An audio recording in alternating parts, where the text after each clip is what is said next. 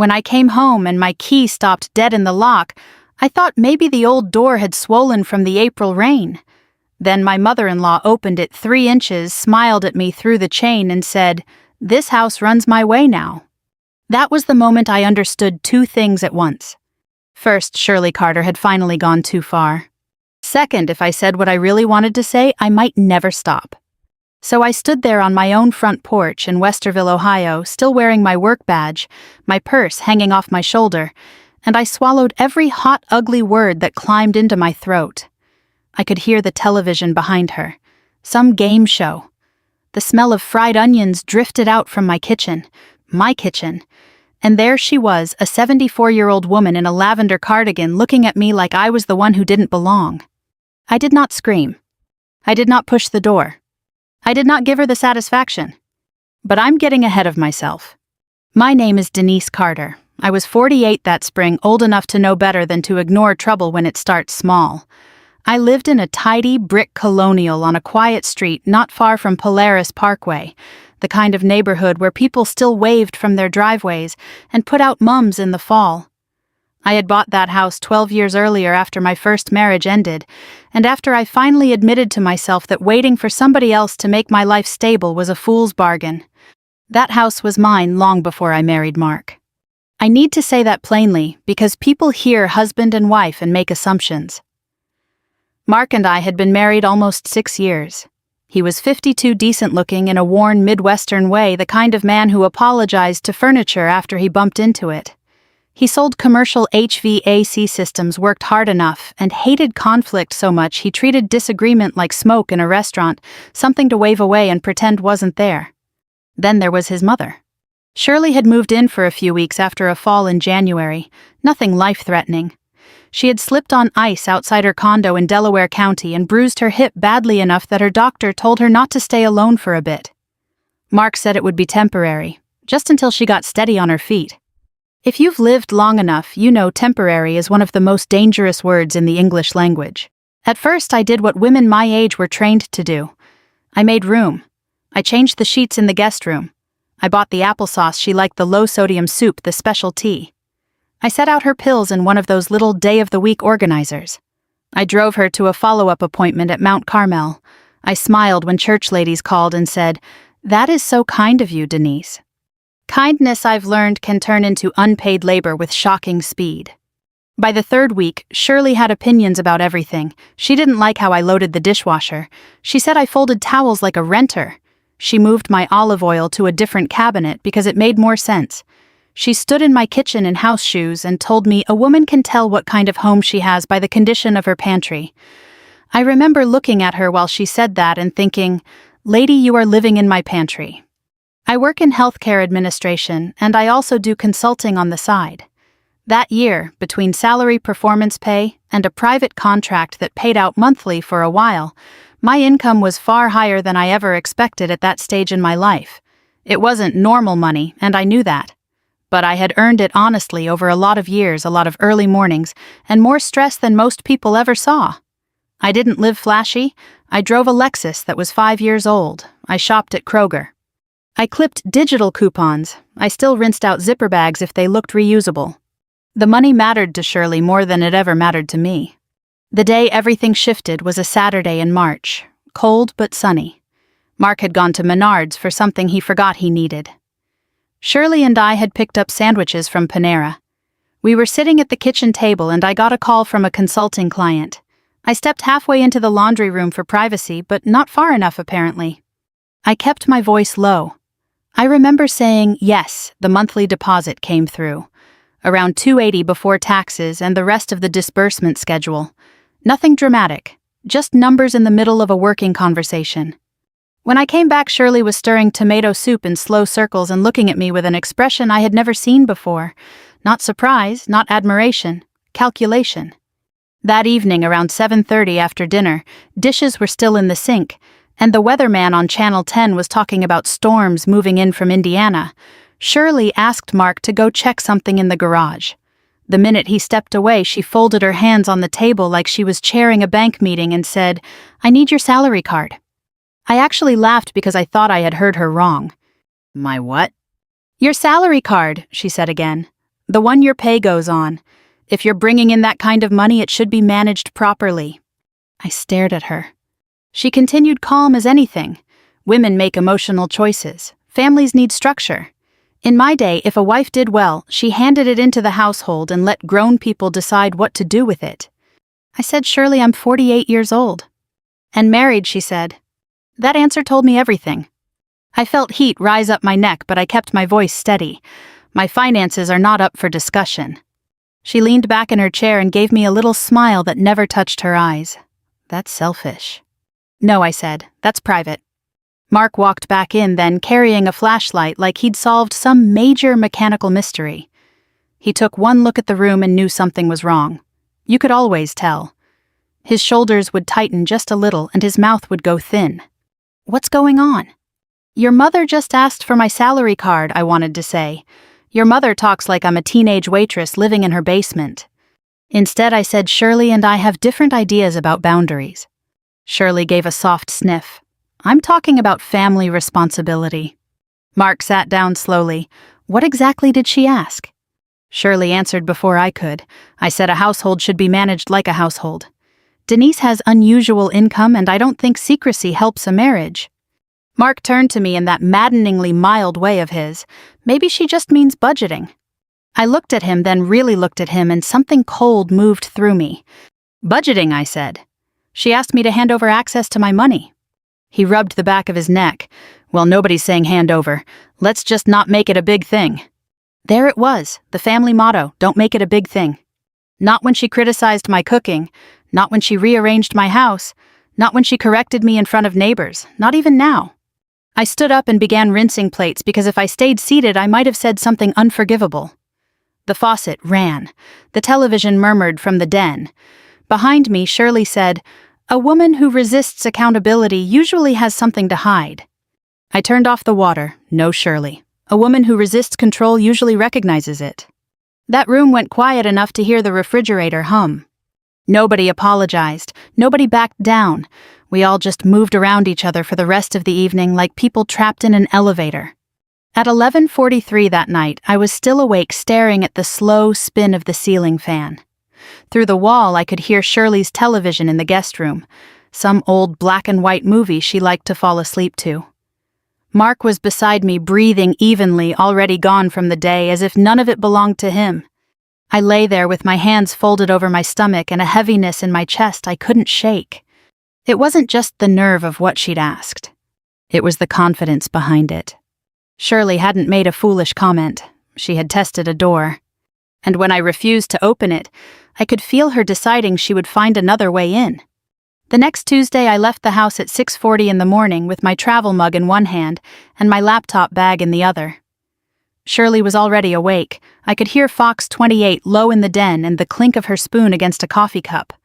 Mark was still upstairs shaving. I remember standing in the foyer looking at my own front door for one long second, with a strange feeling I could not have explained at the time. You know how sometimes your body understands a thing before your mind does.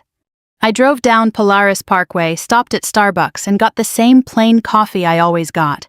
Nothing remarkable about that day on the surface. It was cool, cloudy and damp with leftover rain shining on the pavement. I parked at work, nodded to the receptionist, answered emails, sat through 2 meetings that should have been 1, and signed off on a vendor issue that had somehow turned into a 3-department emergency because nobody read the original memo.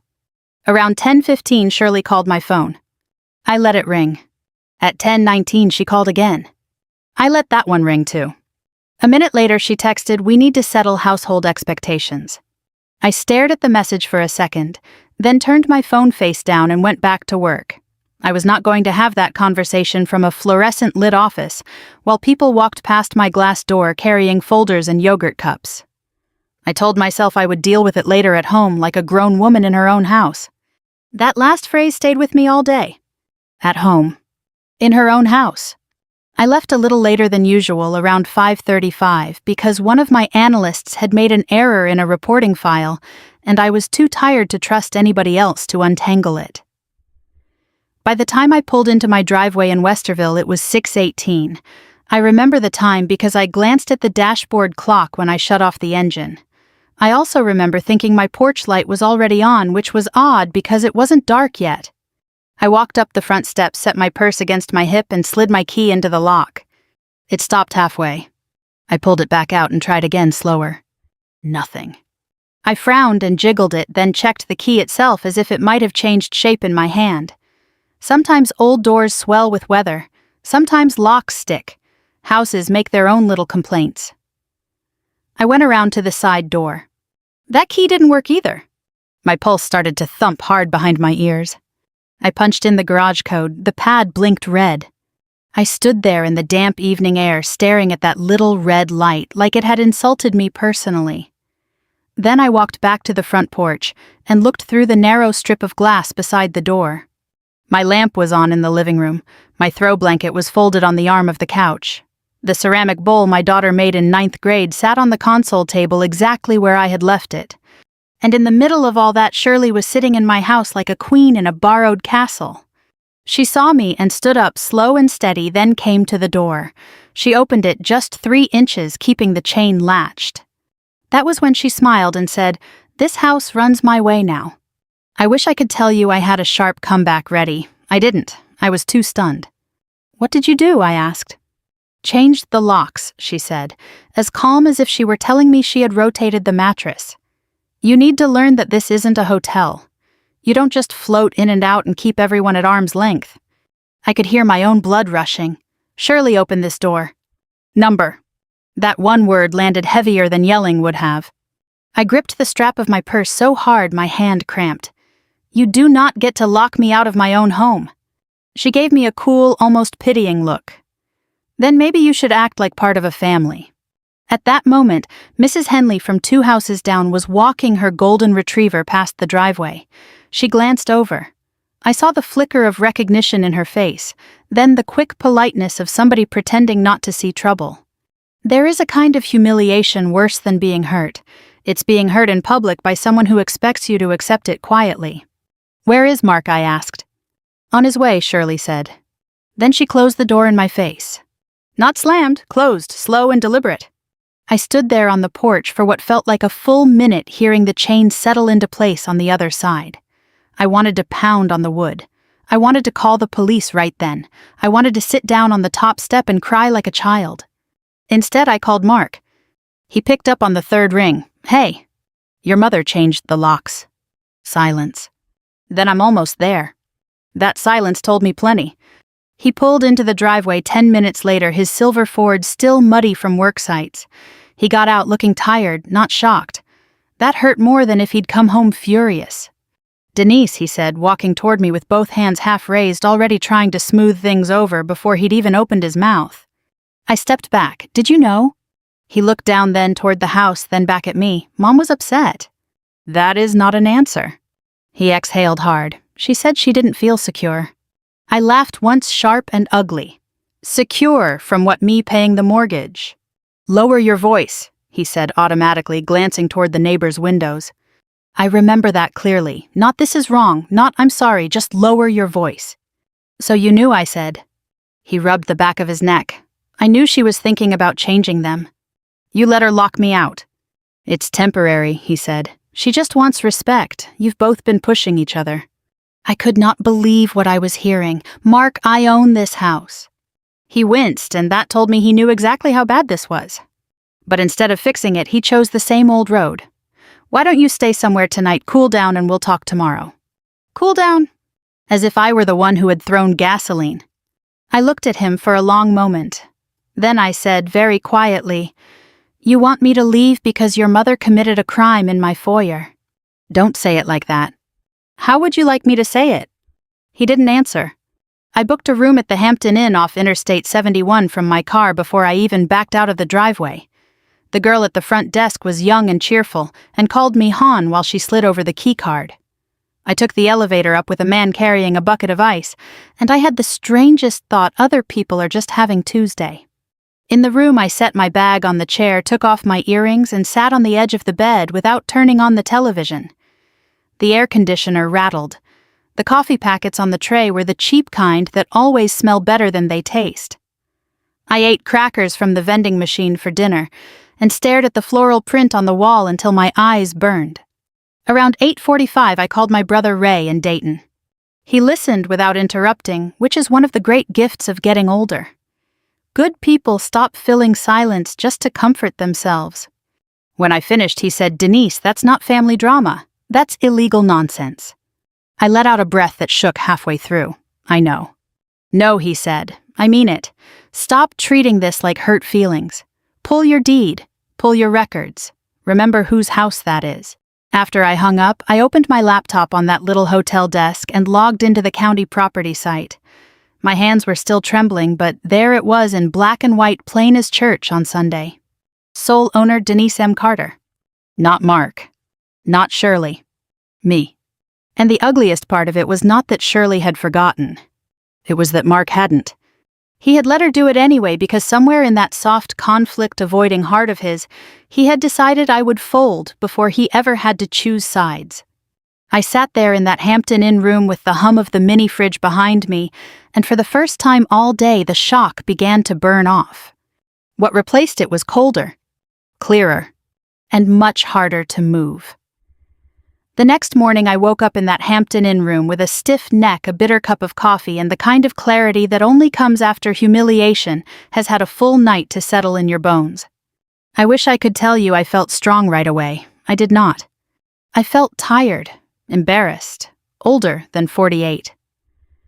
I stood in that hotel bathroom under harsh lighting, putting on mascara with a hand that still wasn't fully steady, and I had one of those private thoughts women don't say out loud unless they trust you deeply. Maybe I should just go back and smooth it over. Maybe peace is worth more than pride. That is how people stay trapped. Not because they are weak, because they are exhausted. I went to work anyway. I answered emails. Sat through budget review, smiled at people who had no idea I'd been locked out of my own house the night before. Around noon, Mark called. I let it go to voicemail. He called again at lunch. Then he texted, "Can we talk like adults?" I nearly laughed at that. He finally left a voicemail around 2:10. His voice was low, tired, practiced. "Denise, nobody wants this to turn ugly. Mom overreacted. You overreacted. Let's just sit down tonight and work out some house rules." House rules. I listened to that message twice standing in my office with the door closed, and on the second listen, something inside me stopped aching and started hardening. My house. My mortgage. My taxes. My name on the deed. And somehow I was being offered house rules by a man who had stood in my driveway and asked me to sleep somewhere else. That evening I met a realtor named Paula Jennings at a Tim Hortons near Easton. My brother Ray had given me her number. Paula looked like the kind of woman who had sold half of Central Ohio through recessions, divorces, deaths, and interest rate spikes. Late 50s, clean blonde bob practical loafers, reading glasses hanging from a chain around her neck. She listened without interrupting, stirring cream into her coffee like she had heard every version of family foolishness there was. When I was done, she said, "Before I say anything else, are you sure you want to sell or do you want to scare them?" That was a fair question. I looked down at the table. There was a napkin dispenser between us, a sugar packet stuck to my sleeve, and my own reflection faint in the dark window behind Paula's shoulder. "I don't know yet," I said honestly. Paula nodded. "Then don't move from anger. Move from paperwork." That line stayed with me. The next day, I took my lunch break in the parking lot and called a locksmith company. I wanted a copy of the invoice if one existed. I didn't know whether Shirley had used a local company or paid some handyman in cash, but I was already thinking differently. No more feelings first. No more hoping someone would do the right thing because it was right. Meanwhile, the calls and texts from Mark kept coming. At first he sounded apologetic, then confused, then irritated. "You're making this worse than it needs to be. You know my mother's old-fashioned. She feels disrespected." Then finally the one that told the truth. "You're not really going to blow up your whole life over one mistake." That was the message that changed everything. Not because it was cruel, because it was revealing. Mark did not think I was hurt. He thought I was bluffing. He thought the comfort of routine, the embarrassment of gossip, the inconvenience of change, those things would make me crawl back before he ever had to tell his mother no. I saved the voicemail. That Friday I asked Paula to come see the house. I did not tell Mark. I arranged it for mid-morning when I knew he'd be at work. Shirley, unfortunately, was still there. Paula parked at the curb, got out with a leather folder and a calm expression, and I walked up to the house with my spare legal copy of the key from an old lockbox I'd almost forgotten I still had. The minute Shirley saw us through the front window, she opened the door and planted herself in the entryway. "What is this?" she asked. Paula gave her a professional smile. "Good morning, I'm Paula Jennings." Shirley looked me up and down. "You brought a stranger into this house." I said, "No, Shirley, I brought a realtor into my house." Her face changed. Not dramatically, just enough. That was the first time I saw real uncertainty in her. Paula walked through quietly, taking notes. Square footage, windows, flooring, roof age. I followed behind her while Shirley trailed us like a furious church usher. Every few steps she made some sour little comment. "This neighborhood's gotten noisier. The plumbing in the upstairs bath has always been questionable. The wiring probably isn't up to date."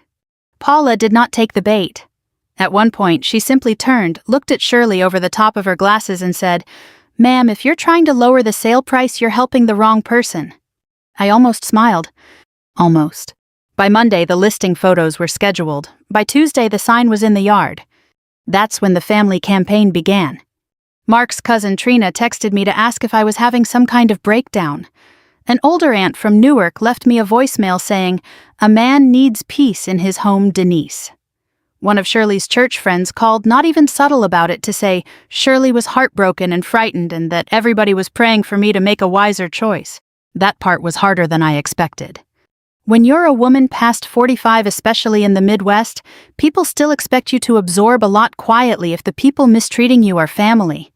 It gets dressed up as grace, patience, Christian duty, keeping the peace. I started doubting myself in those in-between moments at red lights, standing in line at Kroger, brushing my teeth in the hotel sink. Was I being too cold? Too proud? Too final?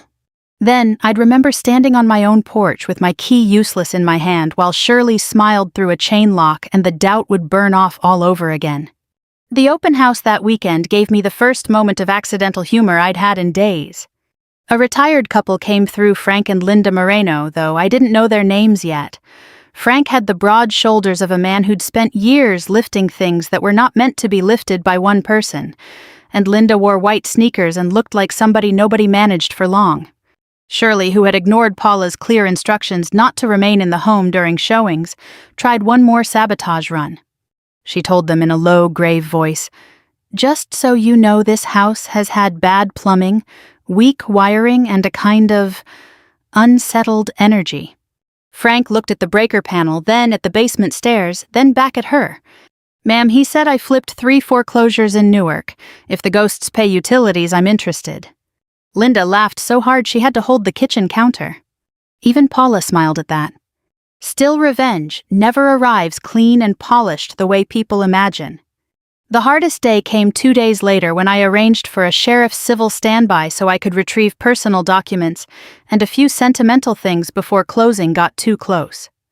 Walking back into that house with a deputy behind me was like stepping into a version of my life that had already ended but had forgotten to clear itself away. My mother's quilt was folded at the foot of the guest bed. My college yearbook was shoved sideways on a shelf. The ceramic casserole dish my daughter made in high school art class was tucked behind Shirley's slow cooker like it had become background property. I carried my things out in 2 grocery bags from Kroger and 1 banker's box. That was all I took, but it felt like I was carrying evidence from a crime scene no one else wanted to admit had happened.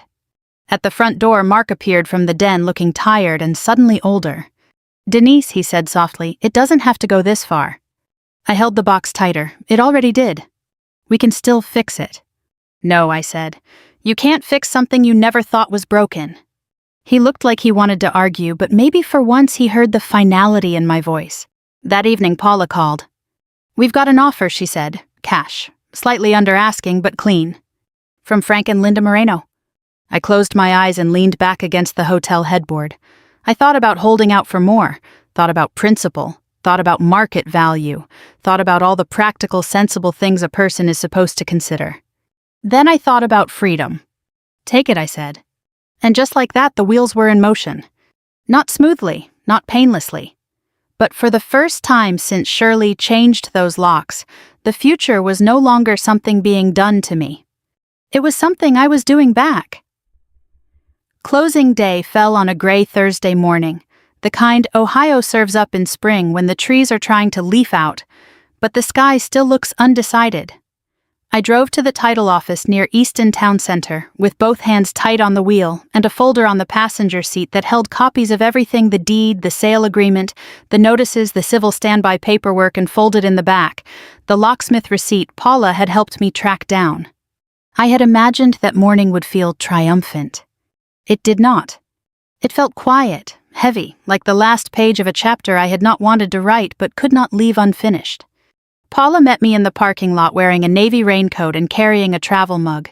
She gave me one look and said, "You sleeping at all?" "Some," I said. "That bad, huh?" I gave a little shrug. Bad enough. Inside, the title office smelled faintly like copier toner and burnt coffee.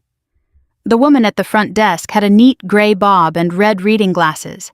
She handed me a stack of papers thick enough to choke a horse and pointed me toward a conference room with a fake ficus in the corner and a bowl of peppermints on the table. I signed for almost an hour. Initial here, sign there, date at the bottom, confirm the parcel number, confirm occupancy transfer, confirm funds, confirm possession. The language was dry and legal and almost comically polite considering what had led me there. Every page seemed to say the same thing in a different way: this is yours until it isn't, and once it isn't, it truly isn't. Frank and Linda Moreno arrived halfway through. They were exactly what they had seemed at the open house: steady, practical people, retired but not soft around the edges. Frank wore a clean work jacket over a plaid shirt. Linda had on a windbreaker and carried one of those oversized purses that can hold half a pharmacy and 3 hard candies from 1987. She sat beside me before the closing started in earnest and touched my wrist gently. "I know this hasn't been simple," she said. "There are moments when kindness hits harder than cruelty, because it lands where you're already bruised." "Thank you," I said, and that was all I trusted myself to say. By 10:47, the sale was done. Paula gathered her papers. Frank shook my hand. Linda gave me a look that said she understood more than I had told her. And I walked out of that office into damp spring air, no longer the owner of the house where I had spent 12 years building a life. I sat in my car with the engine off for a full minute. No fanfare, no music swelling in the background, no grand feeling of victory. Just silence and the odd sensation of standing up after carrying something heavy for too long. The agreement gave Mark and Shirley a short, clearly stated deadline to vacate. Notices had already been delivered more than once. Paula had made sure of that. The title company had made sure of that. Even the attorney handling one portion of the closing had made sure of that. Nobody could later say they had been blindsided. But if you have ever dealt with entitled people, you know advance notice does not always produce acceptance. Sometimes it only gives them more time to deny reality. For several days, Mark left voicemails that sounded like a man trying to negotiate with a storm. "Denise, just tell me what you want. Mom says this is harassment. You made your point. Can we be reasonable now?" That word again, reasonable. As though I had not been reasonable for months. As though changing the locks on me had been a spirited difference of opinion and not a line crossed with both feet. Then 3 days after closing, he shifted tactics. His voice got softer, smaller. "I never thought you'd actually do it." That was the first honest thing he had said in weeks. I did not call him back. Possession day came 1 week after closing. The Morenos had arranged movers for later in the afternoon, but they wanted to stop by in the morning first, just to confirm access and make sure the house was empty as agreed. Paula suggested we request a civil standby in advance because of the lockout history. Frank, practical as ever, agreed. Linda said I'm too old for drama on a Thursday, which made me like her even more. At 9:15 that morning, I parked half a block away. I had not planned to be there at first. I told myself I didn't need to witness it, that it was over, papers signed, business concluded. But somewhere between brushing my teeth and pouring my coffee, I understood I did need to see it through. Not to gloat, not to make a scene, to stand in plain view of the truth. So I came. The sky was low and wet, the air smelling like mulch and fresh grass clippings. Someone nearby was running a leaf blower even though it was spring, which felt very suburban Ohio to me. I could hear a television from inside the house before I even reached the sidewalk. Loud, bright, familiar. Wheel of Fortune. Of course. Frank and Linda pulled up a minute later in a dark blue Honda CR-V. Frank got out holding a folder. Linda stepped out with an umbrella tucked under one arm. Behind them, a county deputy parked at the curb and came up the walk with the patient expression of a man who had seen every possible version of people refusing to leave property that no longer belonged to them. Frank rang the bell. Inside, I could hear the television continue for a moment, then feet, then the deadbolt. Shirley opened the door in her robe and slippers. She looked from Frank to Linda to the deputy, and for one split second I saw confusion cross her face, before pride rushed in to cover it. "Yes," she said. Frank gave a small, polite nod. "Morning, ma'am. I'm Frank Moreno. My wife and I took ownership of this property last week. We're here for possession." Shirley blinked once. Then she laughed. Not warmly. Not like something was funny. It was the short, offended laugh of a person who thinks the world has just delivered a stupid joke. "No, you didn't," she said. Linda stepped forward and handed over a copy of the paperwork. "Yes, we did." Shirley did not take it. "This is my son's house." At that moment, Mark came down the stairs. I will never forget his face when he saw us all there. Not because he looked furious, because he looked pale and tired, and finally, at long last, frightened. His hair was uncombed, his shirt was wrinkled. He looked like a man who had spent a week convincing himself reality might still blink first. "Denise," he said when he saw me standing near the curb. He said my name like it was both an accusation and a plea. Shirley turned then and spotted me too. Her whole body stiffened. "You," she said, and I have never heard one syllable carry so much hate. The deputy spoke before things could spin, calm, even professional. He explained that the property had transferred legally, notices had been served, and the current owners were entitled to possession. His tone was gentle but immovable, like a bank vault with manners. Shirley drew herself up. "This is harassment. This is elder abuse. This is cruelty." Frank said nothing. Linda held the papers steady. Paula, who had arrived just behind me without my noticing, stood off to one side like a woman prepared to testify at the end of the world if needed. Mark stepped onto the porch and ran a hand over his face. "Denise, you didn't have to go this far." There it was, the line I had known was coming. I took the envelope from my bag and walked up the path until I stood at the bottom of the steps. My heart was thumping hard enough that I could feel it in my throat, but my voice came out clear. "I didn't," I said. "You and your mother took me there." I handed the envelope to the deputy, who passed it to Mark. Inside were copies of the deed, the notices, and the locksmith invoice, with the date Shirley had the locks changed while I was at work. Mark looked at the papers, then at me, then at his mother. For once nobody rushed in to smooth it over. Shirley's face had gone blotchy red.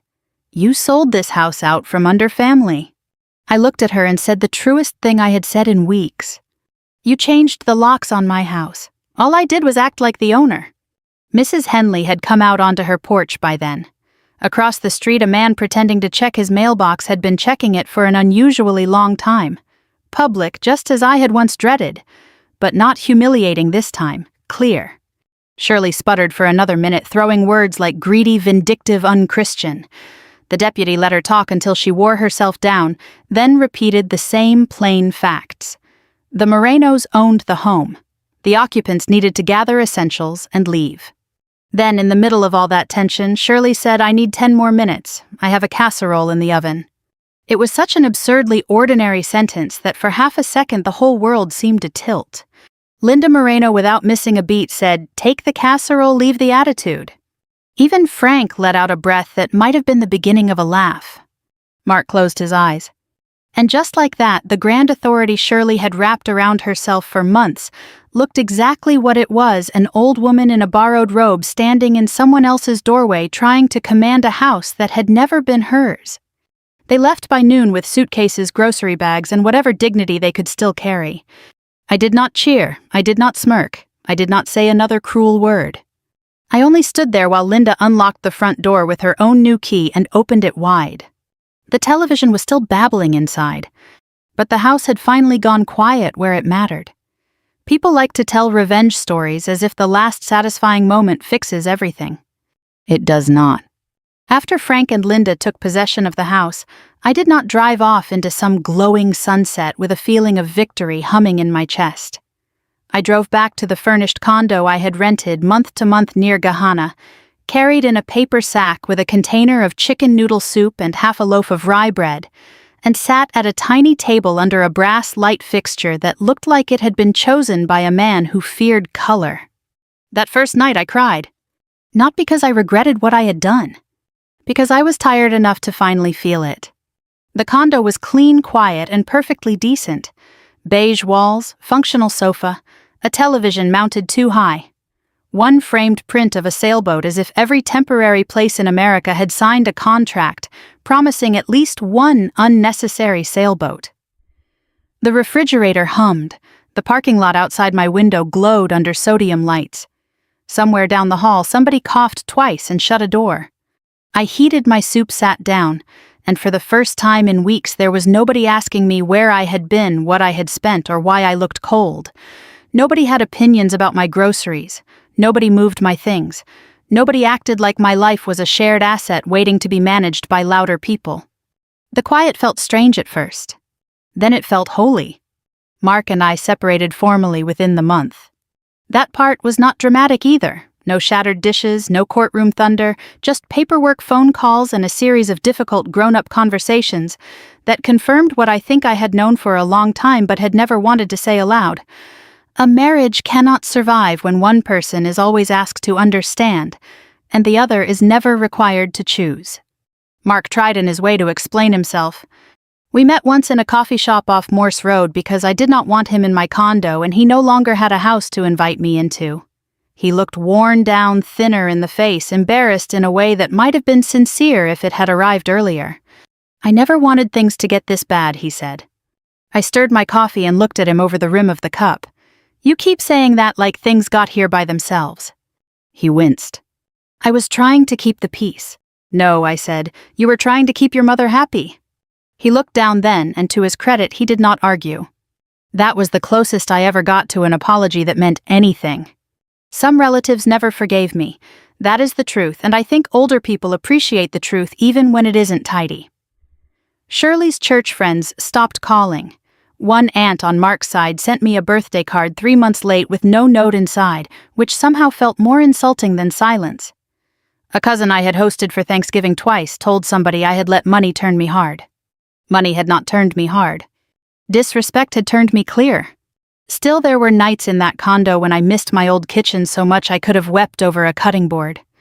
I missed the dent in the baseboard by the pantry from when my daughter Kayla was 12, and dropped a canned ham trying to help me unload groceries. I missed the creak on the third stair. I missed the hydrangeas by the back fence. People talk about home like it is all ownership and legality. It isn't. It's muscle memory. It's where your hands reach in the dark without thinking. So yes, there was loss. Real loss. A revenge that costs nothing rarely feels real. Mine cost me a marriage I had tried to honor, a house I had loved, and a version of myself that still believed calm endurance would eventually be recognized as goodness instead of used as permission.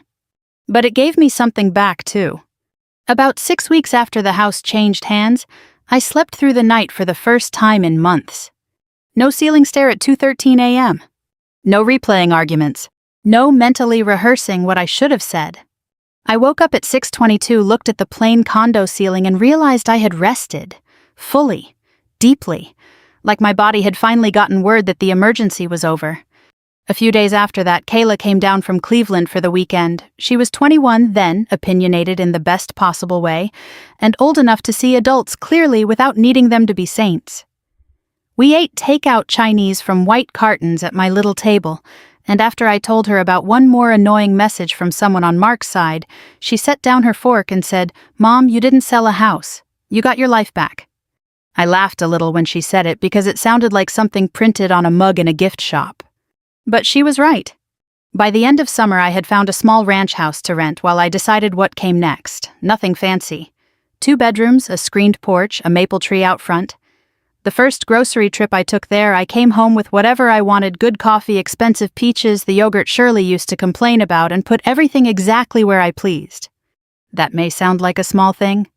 It is not a small thing when you have lived under someone else's thumb. Months later, on a bright October afternoon, I drove past my old neighborhood on purpose. I told myself I was in the area anyway, which was partly true, but mostly I wanted to know how it would feel. Frank and Linda had put flower pots on the porch. There was a new welcome mat. The shutters had been painted a softer color. A wind chime hung by the side gate. The house looked cared for, lived in, at peace. I pulled over for just a moment, and I felt it all at once: sadness, relief, memory, gratitude, and the faint sting of what had been lost. Then underneath all of that, something steadier. Pride. Not the loud, showy kind. The kind that comes from knowing you did not abandon yourself to make other people comfortable. Women of my generation and the generation before mine were taught to carry a great deal quietly. Keep the family together. Don't embarrass anybody. Be gracious. Be patient. Be the softer one. Sometimes those are beautiful values. Sometimes they are chains with prettier names. I still believe in kindness.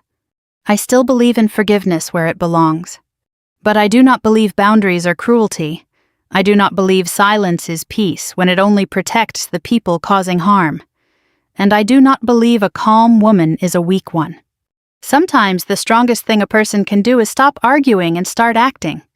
That was the lesson I learned standing on my own porch with a dead key in my hand. And that was the lesson Shirley learned when the new owner knocked while she was watching television. If you've ever had to choose between keeping the peace and keeping your self-respect, then you know how heavy that choice can be. And if this story stayed with you, I hope you'll share it with someone who needs that reminder too. Calm doesn't mean weak, kindness doesn't mean surrender, and it is never too late to reclaim your own life. Thank you for listening, and if stories like this speak to you, I'd be honored if you stayed with me for the next one.